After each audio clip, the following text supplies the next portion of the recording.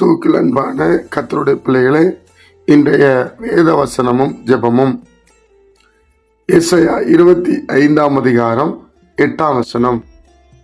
கர்த்தருடைய பிள்ளைகளே, நேற்று தினத்தில் நாம் அதை தியானித்தோம். இன்றும் அதிலே பிற்பகுதி, தமது ஜனத்தின் நிந்தையை பூமியில் இராதபடிக்கு முற்றிலும் நீக்கி விடுவார்.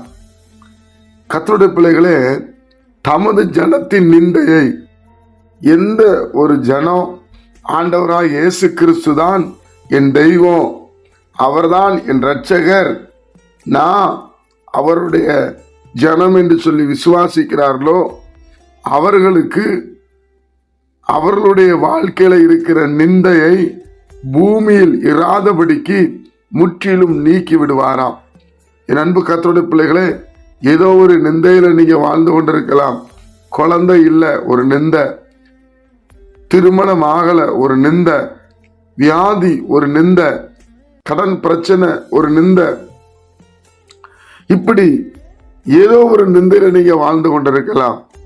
கர்த்தராகிய இயேசு கிறிஸ்துவை நீங்கள் விசுவாசிக்கும் போது அந்த நிந்தையை பூமியில் இராதபடிக்கு முற்றிலும் நீக்கி விடுவாராம். அது உங்களுக்கு இருக்காது என்று வேதம் சொல்லுகிறது. என் அன்பு கர்த்தருடைய பிள்ளைகளே, என் ஆண்டவர் நிந்தையை மாற்றுகிறவர். நிந்தையோடு இருக்கிற பிள்ளைகள் அப்படி விடுவதில்லை. அந்நாளை நினைத்து பாருங்க, குழந்தை இல்லைங்கிற ஒரு நிந்தை. கர்த்தர் அந்த நிந்தையை அழகா எடுத்துட்டார், குழந்தை கொடுத்து சந்தோஷப்படுத்திட்டார். என் அன்புக்குரிய கர்த்தருடைய பிள்ளைகளே, இன்றைக்கும் இதை கேட்டுக்கொண்டிருக்கிற உங்களுக்கு இயேசு கிறிஸ்து ஒரு அற்புதம் செய்ய போகிறார். பூமியில ஏதோ ஒரு நிந்தையில நீங்க வாழ்ந்து கொண்டிருக்கிறீங்களா? நிறைய பேர் முன்னாடி தலை குனிஞ்சு போய் கொண்டிருக்கிறீங்களா? ஐயோ, இவங்க பார்த்துட்டா என்ன சொல்லுவாங்க என்று சொல்லி சோர்ந்து போய் இருக்கிறீர்களா? இயேசு கிறிஸ்து உங்களை சந்திக்க வருகிறார். இயேசு கிறிஸ்துவை நோக்கி கூப்பிடுங்க.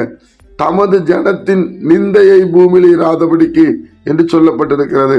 கர்த்தருடைய பிள்ளைகளுக்கு ஒரு அற்புதத்தை தேவன் செய்ய போகிறார்.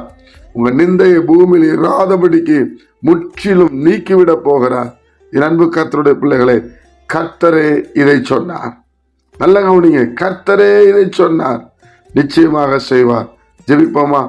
பரிசுத்த பிதாவே, உம்முடைய குமாரன் இயேசு கிறிஸ்துவின் நாமத்தில் வருகிறோம். இந்த நாளை நீர் எங்களுக்கு ஆசீர்வதித்து தாரும். உம்முடைய சமாதானம் எங்களுக்குள்ள இறங்கி வரட்டும். கேட்கிற ஒவ்வொரு பிள்ளைகளை நீர் ஆசீர்வதியும் அப்பா. ஆண்டவரே, தமது ஜனத்தினுடைய நிந்தையை பூமியில் இராதபடிக்கு முற்றிலும் நீக்கிவிடுவார் என்று சொல்லப்பட்டிருக்கிறதை அதை எங்கள் வாழ்க்கையில செய்து இந்த நாமத்தை மையப்படுத்தும். கேட்கிற ஒவ்வொரு பிள்ளைகளையும் ஆசீர்வதியும். இயேசுவின் மூலம் ஜெபிக்கிற நல்ல பிதாவே, ஆமென்.